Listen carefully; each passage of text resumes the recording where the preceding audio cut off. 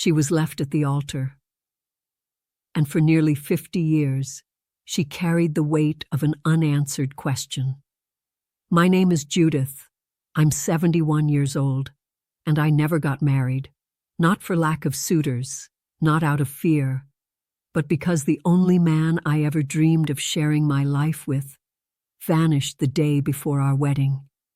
He left silence where there once were promises, and an absence no one could explain. From that moment on, I carried myself with elegance, with strength, with my head held high, just like I was taught since I was a little girl. But what no one sees is that, on the inside, something was left suspended. A chapter that never ended, a name that never left me. And it was that name that showed up again in a letter delivered to my door, after nearly half a century of silence. This is the story of a woman who was left behind, but never truly lost herself, and of a man who only now found the courage to return. Have you ever received an apology after a long time? If this story touched your heart, like the video and subscribe to the channel. Every week, new emotional stories like this one. I've never been one to hold on to resentment. I've kept letters, old dresses, movie stubs, black and white photographs. But bitterness, no. It weighs more than it seems. And over time, I learned there's a kind of elegance in leaving certain pains where they belong, in the past. At least that's what I told myself, until the past showed up again, in the shape of an envelope and a name. My apartment is old, quiet, filled with details that say more about me than any confession could. There's porcelain on the sideboard, fresh flowers in the entryway, a linen throw neatly folded on the armchair, everything in its place. Always. Order for me has always been a way to go on, to pretend everything was fine, and in a way, it was, at least on the outside. People often call me elegant. They say I have a firm, discreet, kind way about me, and maybe I do. I never leave the house without perfume. I choose my necklaces carefully. My hair is always brushed just right. But behind all that, there are silences I've never shared. And among them, a name I avoided saying for almost 50 years. Richard. He was the great love of my youth, the man I dreamed of building a life with, of having a home, children, lazy Sundays, and growing old hand in hand. But all of that was left suspended, like a book someone closes before the end. He disappeared the day before our wedding. No letter, no explanation, not even a last look. And I went on, with the wreckage neatly arranged inside me. That morning, like so many others, I went out for a walk. Autumn was spread across the sidewalks, with golden leaves that seemed to whisper old stories. I stopped by the bookstore, bought a new novel, ordered my favorite tea, smiled at familiar faces, chatted with the florist on the corner. Everything felt the same, until it didn't. When I got home, there was an envelope on the front desk. Thick paper, no return address. The doorman said it had been dropped off by an elegant man in a dark suit. I walked upstairs slowly, hands cold, and when I saw the name handwritten, in the same handwriting from decades ago, I felt time crumble quietly, as if it were calling me back. Richard. For a few seconds I couldn't move. I just stood there in front of my apartment door, holding the envelope in my hands, with my heart beating in a way it hadn't in a long time. The handwriting was his, elegant, slightly slanted, with the same firmness he used when signing birthday cards back then. I saw those letters and knew, with a certainty even time couldn't erase, that it was Richard, and that something, somehow, had come back with me into that building. I walked in slowly, set my purse down on the console table, took off my shoes with care. I did everything like I always do, as if my body needed routine to hold itself together. But inside me, there was no more routine. There was a storm, a subtle trembling I couldn't contain. The envelope rested on the table like an old whisper that had never been answered. And there I was, 50 years later, feeling my hands sweat in front of a piece of paper. I sat down, took a deep breath, and didn't open it. Not yet. The fear was greater than the curiosity, because part of me still wanted to believe that chapter was over, that I had moved on, that my heart was at peace. But seeing his name again, it was like hearing someone call to me from the other side of an abyss I'd spent decades trying to close. And now, with a single word, he had reopened everything, not with shouting, but with silence. I made some tea, walked around the living room, opened the window to feel the breeze. I touched the objects around me, the crystal vase I inherited from my grandmother, the linen throw on the armchair, the photo of my sisters on the shelf. Everything was in place, but I wasn't. I had gone back in time, not with my body, but with my gaze, with memory, with that part of me that always waited for something I used to tell myself I no longer needed. It took me over an hour to decide to open the envelope, and when I did, my hands were trembling. It was a short letter, handwritten, just a few lines. He didn't explain, didn't justify. He just said there was something he needed to tell me, something he'd kept inside for too long, and that before leaving for good, he needed to look me in the eyes and tell me the truth. That was it. A request to meet. No details, no promises, but with a weight only someone who has lived through an unfinished love can understand. I closed the letter, and for a few seconds, I let my forehead rest on the table. I didn't cry, but I felt the weight of all the years I tried too hard to be strong, the nights I pretended not to remember, the days I smiled with grace to hide what had never really ended inside me. That envelope, so simple, so small, had disarmed me, not because of him, but because by touching that handwriting, I had to touch something in myself. That night I couldn't sleep. I tossed and turned. I thought about 1,000 possible replies, 1,000 paths my life might have taken if he hadn't left. But above all, I thought about who I am now, and whether this 71-year-old woman, who learned how to be alone, was willing to listen, or at least to understand. Because even after everything, a part of me still wanted to know why. Some memories stay untouched, even after all this time. It's like time doesn't have the courage to touch them. Sometimes, all it takes is a scent, a distant melody, an old word, and everything comes back. That's what happened when I saw his name on that envelope. The world around me was the same, but inside me, the walls changed color. They returned to the soft tones of my parents' house, to the golden mirrors of the hall where I would try on the dress for the last time, to the sound of silverware being arranged for the reception. Suddenly, I was 22 again. Back then, everything in my life felt perfectly aligned. I had been engaged to Richard for just over a year. He came from a wealthy, traditional, respected family. My father approved. My mother glowed with joy. People said we were the perfect couple, and I believed it. We had our photos in the society pages, invitations printed on linen paper, menus signed by renowned chefs. But what I remembered most was him holding me by the waist on a Sunday afternoon, saying he would never stop taking care of me. Those words still echoed, and they hurt now because they were never kept. The final weeks before the wedding were a mix of excitement and enchantment. My sisters helped me choose the flower arrangements.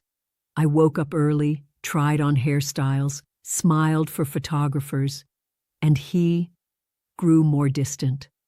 I noticed. The calls became fewer. The visits felt rushed. When I asked, he blamed work, the company, the planning, family pressure. And I, naive, said I understood. I trusted him with the same faith one trusts their own breath. I never imagined that silence was hiding something much bigger than stress. I remember the day I tried on my dress for the last time. It was custom made by a French seamstress. Lace across the chest, covered buttons, fitted waist. When I looked in the mirror, I felt it had all been worth it. I looked beautiful. I was ready. I smiled at my reflection, thinking of him, thinking of how he would react when he saw me walking down the aisle. But that moment, which felt like a glimpse of eternity, would be the last time I would feel whole for a long while. 2 days before the ceremony, Richard canceled our meeting without warning. He said over the phone that he couldn't come by, that he had an important meeting. His voice sounded distant. I tried to brush it off, said it was fine, that we'd see each other on Saturday. I didn't know I was hearing that voice for the last time. The next day, he didn't show up for the rehearsal dinner.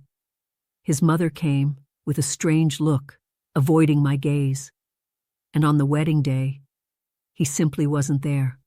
No phone call, no explanation, just emptiness, and an altar prepared for a promise that never arrived. The hall was decorated with white orchids. There was a champagne fountain in the corner, musicians tuning their instruments, children running between the ribbon-adorned benches. I didn't see any of it. I only heard about it later, when people tried to convince me that what mattered was my health, that he didn't deserve my tears. But the moment I learned he had vanished, everything inside me went still. I remember my older sister's whisper in my ear. He didn't come. Just that. And it was like the air had been ripped from my lungs. They took me home with my hair still pinned and the veil half undone. I sat on the bed with my hands in my lap, not knowing what to do with them. My mother cried. My father paced like he needed to scream. But I said nothing. I just sat there, quiet, hollow inside. The scandal was muffled by our family's influence. They said he was sick, that he'd had a breakdown, that he wasn't in any condition to show up. But no one knew the truth, not even me. And what remained was the silent embarrassment of being left with everything ready, except the groom. In the days that followed, the entire town whispered. Some friends tried to comfort me. Others vanished, as if my pain were contagious. My aunt suggested I travel, disappear for a while, and that's what I did.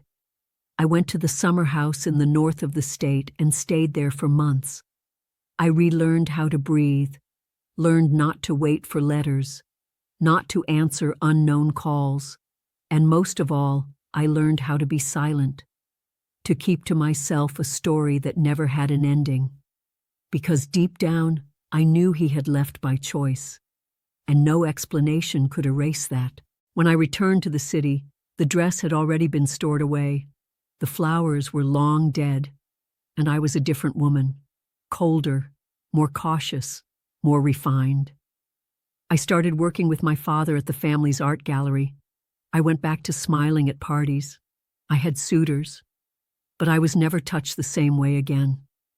Richard had taken something with him when he left, and no matter how hard I tried to rebuild, there was always a part of me that refused to believe again. In time, the questions stopped.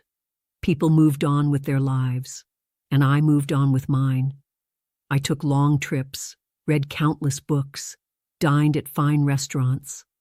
I became a respected figure in social circles, a woman admired for her composure and independence. But on every birthday, at every wedding I attended, a part of me shrank inside, not out of longing, but because of the lack of an answer, an old emptiness that never found words. And now, almost 50 years later, that same man who left was back, with a letter, with the same name, with the same silence suspended between us. I didn't know if I wanted to hear him. I didn't know if my peace was worth the risk. But I knew, without a doubt, that my story, the one I hid from everyone, wasn't finished. And somehow, I needed to know why. I could have thrown that letter away. I could have let time keep doing what it always did, silencing voices, erasing traces. But his name in my hands seemed to carry a different weight now. It wasn't just a message. It was almost a wound pulsing again, reminding me that it had never really healed. I spent 2 days trying to convince myself it meant nothing. But on the third, I put on my most sober coat, slipped into low leather shoes, adjusted my pearl earrings, and went to meet him. The place he chose was discreet, an old cafe downtown, one of those that survive because of the customer's emotional memories. I arrived exactly at 4 p.m, just like we'd agreed in the second note he sent after my brief reply. I had written only, "We can talk, but don't expect anything more than that." He answered with the address, the time, and the phrase, "I'll be there, Judith," with a clean heart. When I walked into the cafe, he was already seated at the back table. Impeccable light gray suit, neatly combed hair, the same elegant posture as before. But his eyes were different. They carried time, and the weight of everything he hadn't said all these years. I approached slowly. There was nothing romantic about that moment. It was solemn, almost sacred. He stood, looked into my eyes and said, "Thank you for coming." And I, with a steady voice, replied, "Say what you have to say, and say it all at once." We sat. I ordered chamomile tea. He ordered black coffee, like he always used to. For a few seconds, the silence between us felt louder than any word. Then he began. He said he knew there was no excuse, that what he did to me was cruel, cowardly, unforgivable, but that there was an explanation, and he needed me to know, not for redemption, but so I could finally understand what he never had the courage to tell me. He took a deep breath, rested his elbows on the table, clasped his hands like a man preparing for judgment, and he spoke. "A month before our wedding, I made a mistake, a stupid mistake. I cheated on you." The words hit like stones, but I didn't react. I just listened. It was only once, a woman I'd known for years, a friend of friends. We had a night together. I thought it was meaningless. I felt awful, of course, but I thought I could hide it, move on. Then 3 weeks later, she told me she was pregnant. The words echoed in my mind like a thunder without sound. A child, a betrayal, a secret buried for half a century. I stayed silent, but something inside me curled up. Richard looked at me with tearful eyes but didn't dare reach for my hand. He knew that now. It was up to me to decide whether this story would keep going or end right there. He went on. Said he panicked, that he thought about telling me, about canceling the wedding with dignity. But shame swallowed him whole. Family pressure, too. His father demanded he take responsibility for the child. His mother advised him to disappear, and they promised to cover everything up to avoid a scandal. And he, young, scared, weak, gave in. Took a flight to Europe 2 days before the wedding. Stayed away for a year. And when he came back, I had already become unreachable, at least in his eyes. The woman he had the child with married another man not long after. Richard never publicly claimed the child. The boy grew up never knowing the truth, and Richard buried the past like someone burying part of himself. He tried to move on, married another woman years later, lived a stable but empty life. He never stopped thinking about me. And now, widowed, with a heart full of unrest, he decided he didn't want to die without telling me the truth. Judith, he said, his voice trembling, I didn't come here to ask for forgiveness. I came because I couldn't carry this alone anymore, and because, despite everything, you're still the one thing I regret losing. I didn't answer right away. I stared at the teacup in front of me like it had something to say. I wanted to cry. I wanted to scream. I wanted to tell him he had no right to come back. But more than anything, I wanted to understand why it still hurt so much, and why, even after everything, I was still there, listening. I looked at him. The man sitting across from me was a shadow of who he once was, but also real, human, vulnerable. And part of me, the part that never got married, that never gave her heart away again, knew that this story wasn't over yet, at least not for me. I don't know what to do with all this, I said finally. But I do know that you can't just show up and expect me to forget. He nodded. I don't want you to forget. I just want you to, maybe, hear me. One more time. That night when I got home, I didn't turn on the lights in the living room. I let the dimness wrap around me slowly, as if silence had hands and knew exactly where to touch. My shoes rested beside the rug, my coat folded over the chair.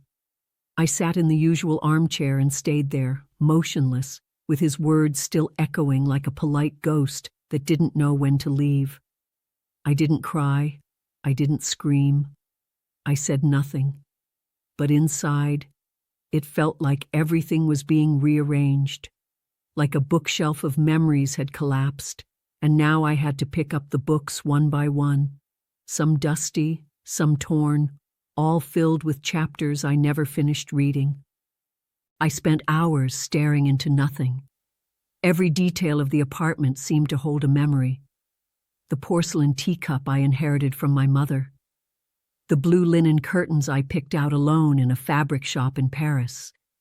The gilded frame of a painting I bought at an art fair, back when I still believed beauty was enough to fill the emptiness.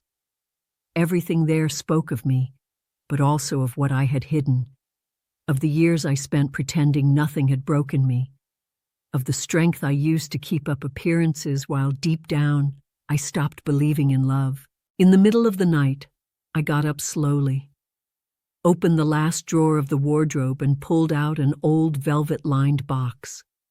Inside were the wedding invitations, yellowed with time, a lace handkerchief, a small photograph of us, taken at a dance where he whispered in my ear that he would love me forever. I had kept it all, not out of attachment, but because I could never bring myself to throw away something that had once been so real. It was as if erasing those traces would mean erasing the woman I used to be, the one who believed, who dreamed, who waited. I didn't sleep much that night. When the sun began casting shadows through the window, I made myself a cup of tea and decided that, after all these years, I needed to talk to someone. And there was only one person in the world I could share this story with, without fear of being interrupted by judgment or empty advice. Ruth, my oldest friend, my confidant through so many stages of life. She knew about the engagement, knew he had disappeared, but she never knew the depth of the pain. She never knew the silence that remained when everything fell apart. Maybe because, out of pride or self-protection, I never let her see it. With trembling hands, I picked up the phone and called her. Her still sleepy voice answered with the warmth of someone who's known me for decades. Judith, did something happen? And then I took a deep breath and said, I saw Richard. The silence that followed felt like a hug. Ruth didn't ask how or why. She just said, come have lunch here. I'm making soup, and you'll tell me everything. Slowly. It was exactly what I needed. Someone without hurry. A place where I could finally set down the weight I'd carried alone for so long. Ruth lived in a small, single-story house, Surrounded by pink bougainvillea, she grew herself. It was the opposite of mine. Unpretentious, cozy, full of grandkids' drawings on the walls and colorful mugs hanging in the kitchen. She greeted me in an apron, her hair tied up in a messy bun, and the same welcoming smile she always had. She didn't say a word when she saw me, just pulled me into a long hug, the kind that melts defenses and reminds us of who we still are. We sat in the backyard, where the sunlight touched everything gently, and she served 2 bowls of steaming soup. Only then did she ask, "Want to start from the beginning?" I told her everything, from the envelope at the front desk to the cafe where we met, from the brief note to the words he spilled with tearful eyes. I told her about the betrayal, the pregnancy, the disappearance. And for the first time in nearly 50 years, I also spoke of my anger, my shame, my wounded pride, and how, in some quiet corner of my heart, I had still been waiting for him. Ruth listened silently, her eyes fixed on mine, her lips sealed with the wisdom of someone who knows that sometimes the best thing you can offer is just presence. No judgment, no interruption, just presence. When I finished, there were tears in my eyes, and in hers too. She held my hand and said, "You've been strong for too long, too strong, but maybe now it's time to just be honest. What do you feel, Judith? What do you want?" I didn't know how to answer right away, because the truth was, I didn't know. Part of me wanted to scream that it was too late, that he didn't deserve even my glance, but another part, quieter and deeper, wanted to hear more, to understand more, to know if there was still something between us worth recovering, even if it was just my own peace. We stayed there for hours, between spoonfuls of soup, old memories, and gentle silence. Ruth told me about her own marriage, about her sorrows, the mistakes she forgave, and the ones she never could. Then she said a sentence that echoed inside me the rest of the day. "Forgiveness isn't going back. It's setting yourself free." That made me think, was I ready to forgive? And more than that, deep down, did I want to go back? Or did I just want to know that he still loved me? That my worth, despite everything, had never been lost in his eyes? On my way home, I walked slowly through the neighborhood streets. I noticed the trees, the benches in the square, the elderly couples holding hands. There was something comforting in that scenery, something that whispered that time doesn't take everything, only what isn't essential, and what remains maybe still deserves to be looked at with care. When I got home, I looked at myself in the hallway mirror. I touched the necklace I was wearing, the same one from so many years ago. And for the first time in a long while, I let out a smile. Timid, tired, but real. Maybe I was ready to forgive, to move on, or maybe to begin again. In the days that followed, Richard's note stayed on my dresser between an old picture frame and a bottle of perfume I used to wear in my youth. I saw it every morning, like someone coming back to a question that never had an answer. Sometimes I thought about throwing it away. Other times, I'd touch it with the tip of my fingers, like it was a love letter that arrived too late. But I didn't do anything. I just let it stay, like everything we don't yet know whether to keep or let go. I didn't know what I was feeling. It was like every part of me was saying something different. My mind shouted it was madness to continue. My pride agreed. But there was a softer voice, older, almost faded, asking for one more chance to understand. On Wednesday, I went out for a walk earlier than usual. I didn't want to run into anyone, didn't want sidewalk chatter. I just wanted to walk, to breathe, to see the city without being seen. and without realizing it, my steps led me back to the same cafe where we had met. The glass window reflected my face, and for a moment, I almost turned back. But something stopped me. I went in. The waiter recognized me, smiled discreetly, and led me to the same table in the back. The same one where just days ago I had heard truths that unraveled decades of silence. I sat, ordered a hibiscus tea, and a few minutes later, he arrived. No rush, no flowers, no performance. Just him, with his neatly combed gray hair, hesitant gaze, and a quietness in the way he walked. He sat across from me gently, like someone afraid of breaking something fragile. We looked at each other for a few seconds without speaking, and then he spoke first.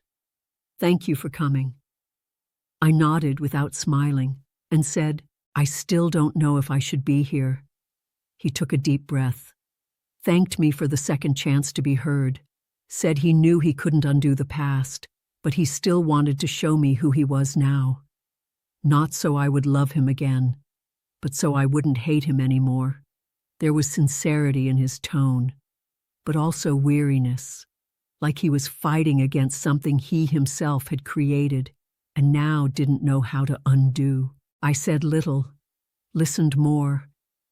He spoke about the life he led, about the woman he married later, about the years of loneliness disguised as stability.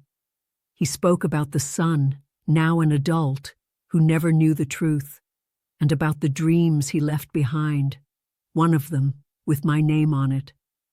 I listened while trying to protect myself, but sometimes my guard dropped, because no matter how much I tried, there was still a memory inside me that was too strong to ignore.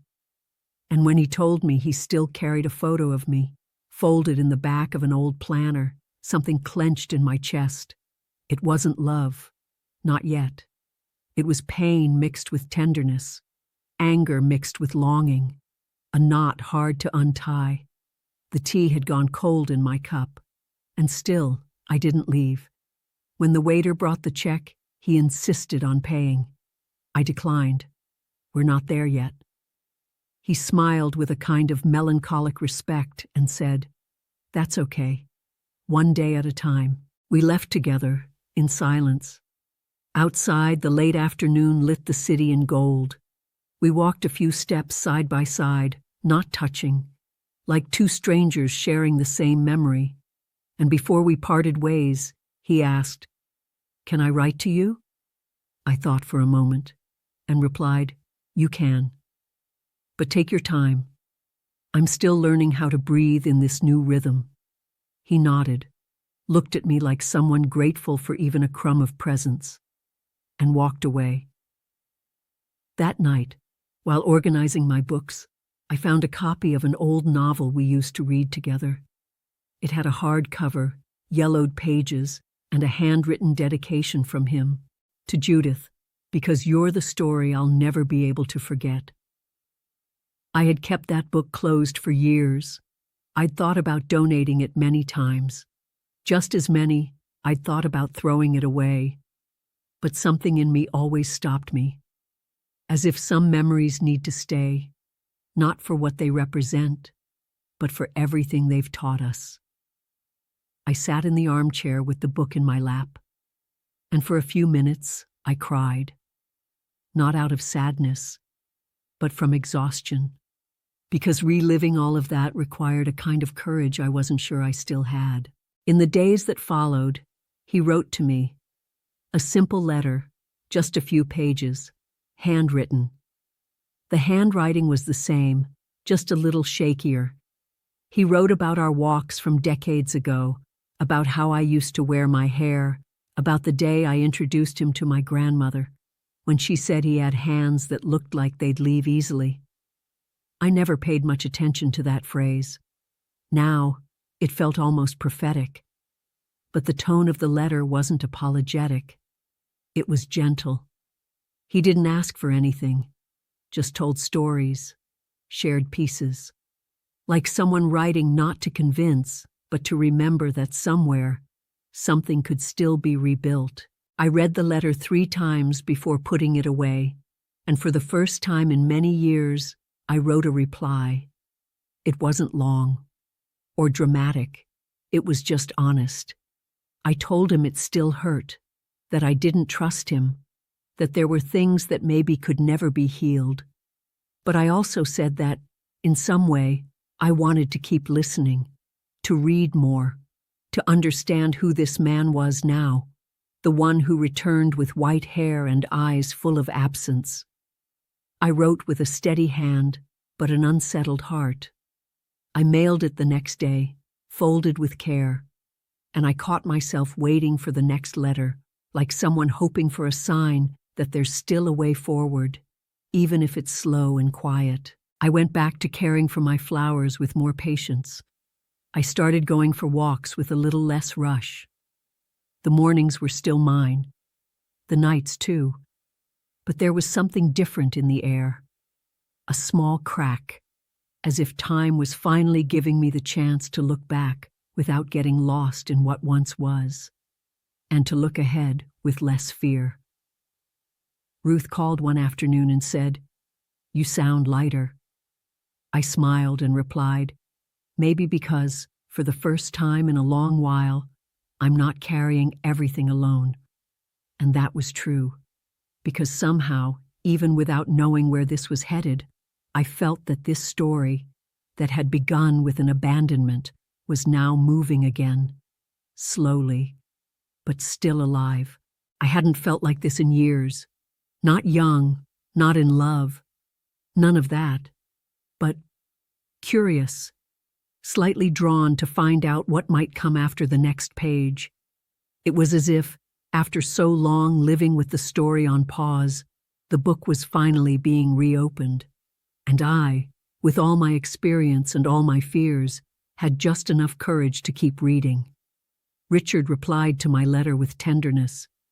Instead of repeating the past or insisting on reconciliation, he just shared fragments of his life, simple stories, forgotten memories, a glimpse of the man he had become. I read with care, like someone finding a photo of herself smiling and not remembering what that smile felt like. One Thursday morning, he called. His voice was calm, but a little hesitant, like someone afraid of crossing a line. He asked if I'd have lunch with him at a quiet restaurant in an old neighborhood, where the trees shaded the sidewalks and the waiters knew the regulars by name. I hesitated for a moment, not because I didn't want to, but because I wasn't sure how I'd feel sitting at a table with him, by my own choice. After a few seconds of silence, I answered, "Yes," but no expectations. He smiled on the other end, relieved, and promised that all he wanted was to talk and to listen. I arrived at the restaurant wearing a navy linen dress, my hair tied in a low bun, and a light scarf around my shoulders. It was something I wore when I needed to remember who I am, not to impress, but not to forget. He was waiting, standing beside the table, eyes attentive. He wore a white shirt, a simple tie, and a light-colored jacket that contrasted with the weight in his eyes. When he saw me, he smiled, and in that smile, there was something different. Not the youthful excitement from before, nor the heavy regret from our earlier meetings. There was tenderness and gratitude. During lunch, we talked about everything and almost nothing. He told me about the places he had visited, the books he'd read, the pain of having made the wrong choices. He spoke with honesty, but no drama. I said little, but listened closely.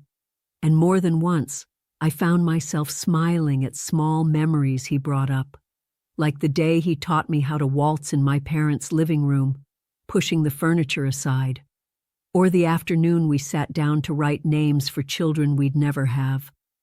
Those memories didn't hurt anymore, not like they used to.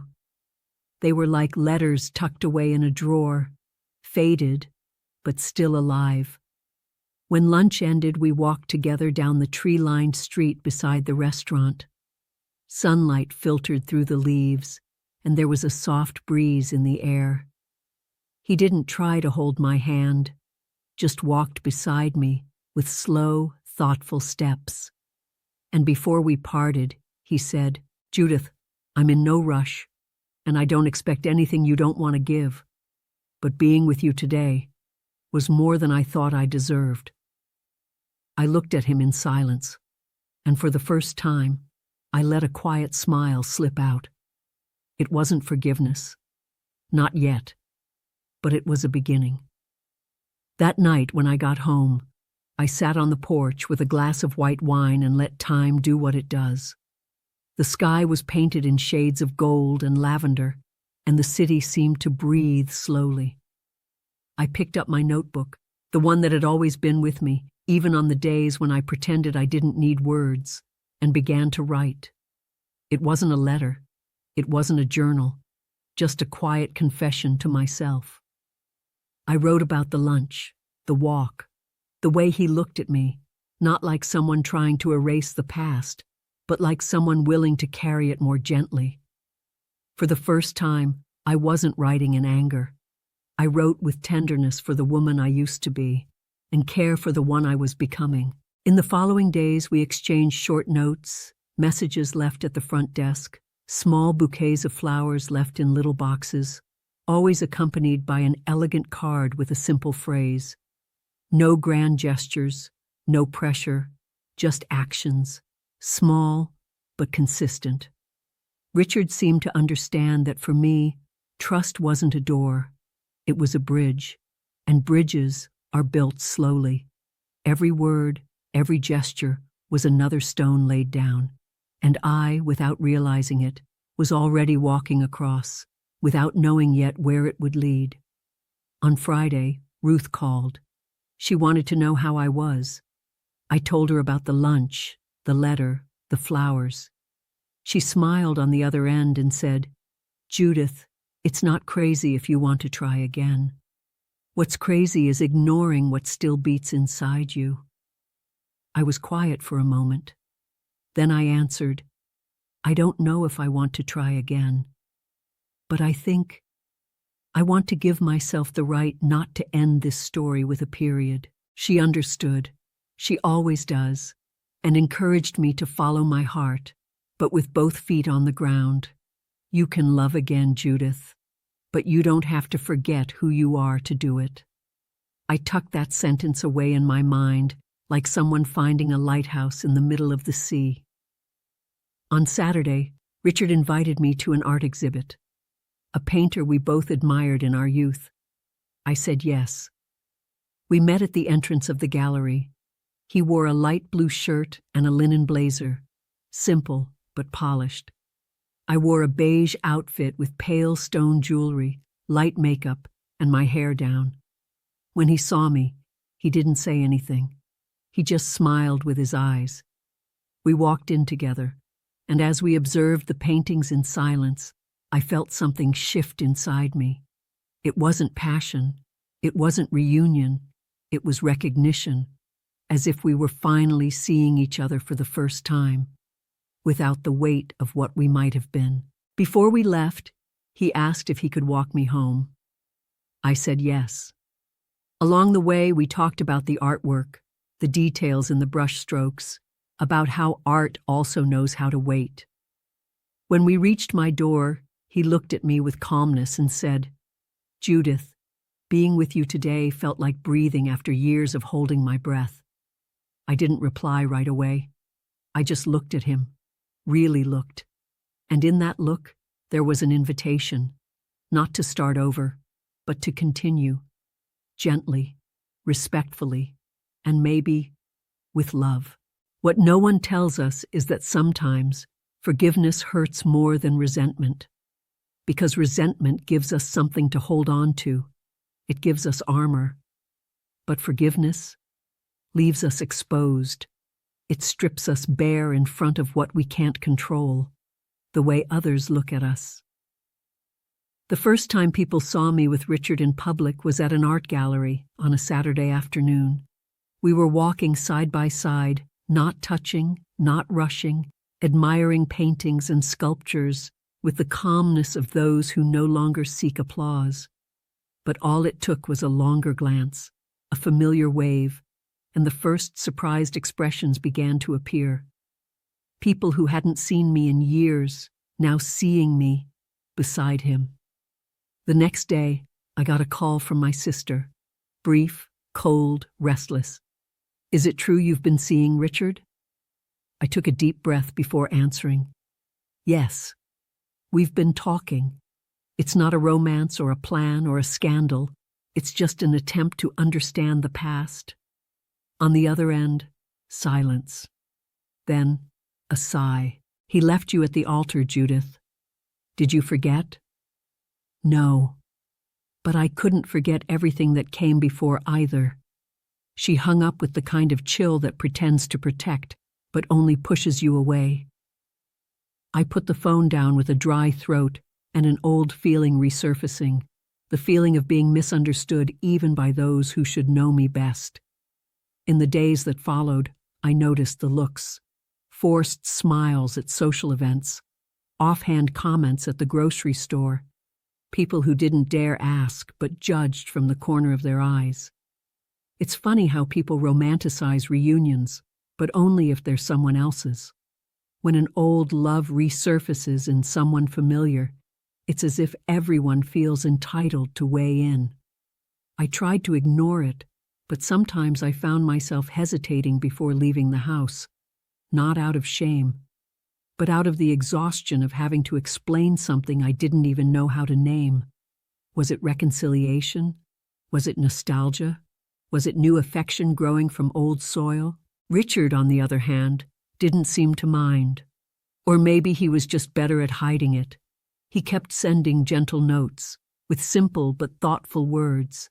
He kept listening to me with patience, never insisted, never pressured. And maybe that's why I felt more at ease, because everything about him now was different from the impulsive young man he once was. He was a man who had made mistakes and knew it. But he wasn't trying to fix the past. He just wanted to walk with me in the present, even if only for a short stretch, even if only as far as I allowed. One afternoon, we were sitting on a bench in the square, watching children run and old men read newspapers. The sun warmed our backs, and there was silence between us. Not the awkward kind, but the kind that comes when there's nothing left that needs filling. He looked at me with a soft expression and said, "You're teaching me the value of slowing down." I smiled without answering, because in a way, I was learning that too, about myself, that to love, to forgive, or simply to be, doesn't have to happen quickly, and that maybe time, the same time that once separated us, was now trying to bring us back together, gently, with dignity, with truth.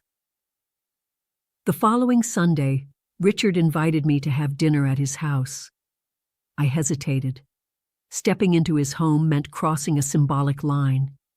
It meant letting him see me beyond the elegance of cafes and formal gatherings. It meant being seen, not as the woman who'd been left at the altar, but as the one who survived it and remained beautiful, whole, and above all, real. I spent hours choosing what to wear, not out of vanity, but because I wanted to feel comfortable with my own choice. I picked a dark blue dress made of soft fabric, left my hair down, added a simple necklace. When he opened the door, he smiled with a tenderness that said everything without saying anything. "You look beautiful." I just nodded in acknowledgement. The house was bright, quiet, and uncluttered. No showiness, just quiet sophistication. He had made dinner himself. Vegetable quiche, fresh salad, white wine. We didn't talk much during the meal, but our eyes did. He listened to me with his gaze, with his gestures, with the tenderness of someone who doesn't want to rush anything. After dinner, we sat on the porch, where the wind moved slowly and the city lights blinked in the distance. It was there that he told me about his wife's passing, about the years he spent feeling disconnected, about the day he saw my name in a charity exhibit and knew he had to find me. even if only to say I'm sorry. We sat there for a long time, in silence, our hands resting on our own legs, not touching. The only thing between us was the air, and it was full of memories, guilt, restrained affection. At one point, he looked at me and said, "You're still the most whole woman I've ever known." And he didn't say anything else. He didn't ask for a kiss. He didn't reach for my hand. He simply spoke his truth, with the courage of someone who no longer has time to waste on lies. That moved me, because deep down, that's what we need most after a certain age. Simple truths, spoken with respect. When I said goodbye, he walked me to the door. He didn't ask me to stay. He didn't make promises. He just held the doorknob and said, "Thank you for coming in." I went home with my heart calm and at the same time unsettled. It was strange to feel warmth in my chest again, not because of illusion, but because of presence, because of gentleness, because of reconnecting with a part of myself I thought I had lost. As I lay down, resting my head on the pillow, I thought maybe the story between us wasn't a continuation. Maybe it was a brand new story, written with the same characters, but with blank pages ahead. After that dinner, something in me shifted. Not in a dramatic way, not like the stories that end with twists and unexpected kisses, but in a slow, almost imperceptible way, as if my heart had taken a cautious step forward, not rushing, but no longer standing still. I started waking up lighter, walking the streets with a more open ear to the world, realizing that, even without planning to, I was letting someone inhabit my daily life again. Not with intrusion, but with presence. Richard didn't ask for anything. He didn't change his tone. He kept sending soft notes, simple invitations, the kind look of someone who understands that another person's pain moves at its own pace. Sometimes we had lunch together. Other times we just talked on the phone. And every now and then, we shared silence. And even so, we felt together. He never asked how I felt, but in everything he did, it was as if he were saying, "Be yourself. I'll stay." And maybe that was exactly what I needed to hear after so many years of being remembered only for what happened, and not for who I was. One afternoon, my sister came to visit. She walked in with heavy steps, unsure of how to act. We sat in the living room. Tea was served between long pauses and careful glances. Then she said, "If you're happy, I respect that. I was just surprised. I've seen you be strong for so long. I didn't think you'd let someone get close again." I smiled, a small smile, but full of truth. Maybe that's exactly why. Because being strong for too long gets exhausting. She looked at me with watery eyes, and for the first time, she didn't see me as a victim or a heroine. She saw me as a sister, as a woman, and she hugged me. In the days that followed, everything continued in the same quiet rhythm, but inside me, everything was clearer. I knew I still had doubts, I still had scars, but I also knew I was alive, and that there was a part of me that, even wounded, still wanted to love.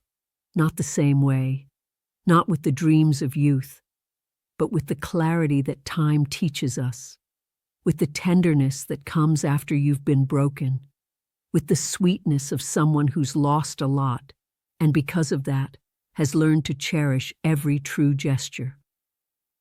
One sunny morning, we were walking downtown when he stopped in front of a shop window. It was a photography store. There were old picture frames, vintage cameras, leather-bound albums. He pointed to one of them and said, "Let's take a photo together." I laughed, surprised. "Now?" He answered with a shy smile. "Now, because I want to remember this moment with you. Not just here," he tapped his head, "but also here," and he placed his hand over his heart. We went inside. The photographer positioned us.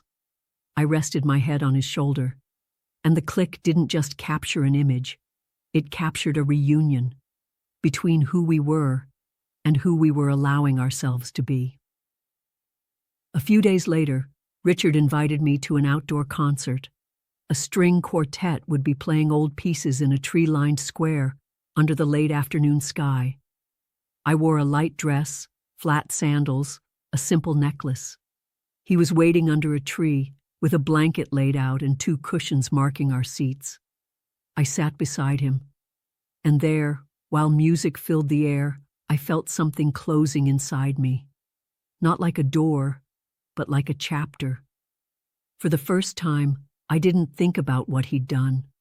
I only thought about what we were living, the sound, the now, the fact that when life opens up, it doesn't ask your age, it doesn't demand guarantees. It only asks for presence. At one point, he held my hand. It was a natural gesture, calm, like someone holding on not to conquer, but to accompany. I gently squeezed back, not as someone who accepts everything, but as someone who acknowledges, yes, you're here, and today, that's enough. We stayed that way until the final note. Then we walked slowly back to my place. The sky had darkened, and the first stars flickered shyly. When we reached my door, he looked at me the way someone honors the end of the day.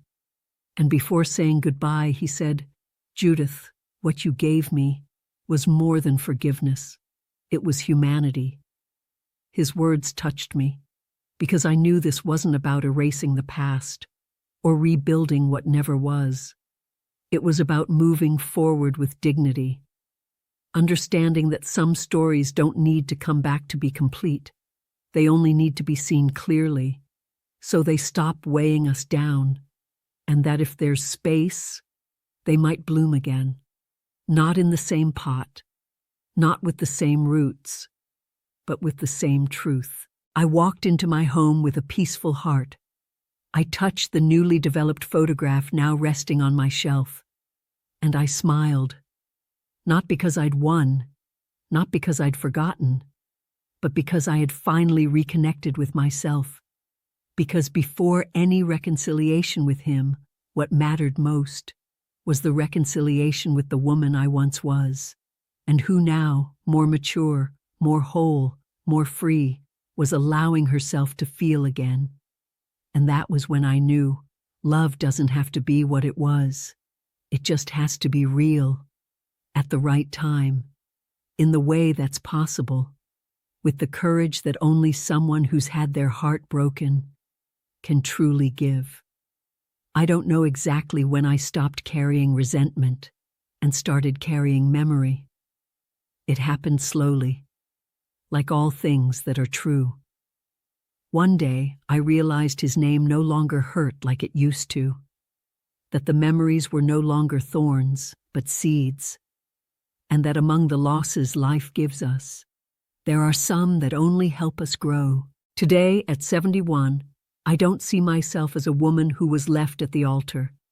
I see myself as someone who learned how to stand, even when the ground disappeared, who learned how to love herself in silence, and who, without knowing it, prepared her heart for the moment life would surprise her again. Because it always does. Sometimes with timid steps, sometimes with regretful eyes, but it always comes back. Richard is no longer the man who promised me the world, and I am no longer the young woman who believed love had to be perfect to be real. Today, we are simply 2 survivors of our own choices, 2 old hearts, trying to listen to each other with care. Will we end up together? I don't know. And for the first time, not knowing feels just fine, because what we're building now doesn't rely on promises. It relies on presence, on truth, on gentleness, and that I have. Life has taught me that there are stories born at the wrong time, but they bloom at the right one. That there are meetings that are lost, only so they can one day be found again, in a different way. without the weight of the past, without the obligation of the future, only with the present. And that is already love. Today, when I look at that photograph, the one where my head rests on his shoulder, I realize I'm not smiling for him. I'm smiling for me, for the woman who, after everything, had the courage to open the door again, and more than that, had the courage to stay. Because in the end, love isn't about who leaves, it's about who has the courage to return, and who has the courage to open.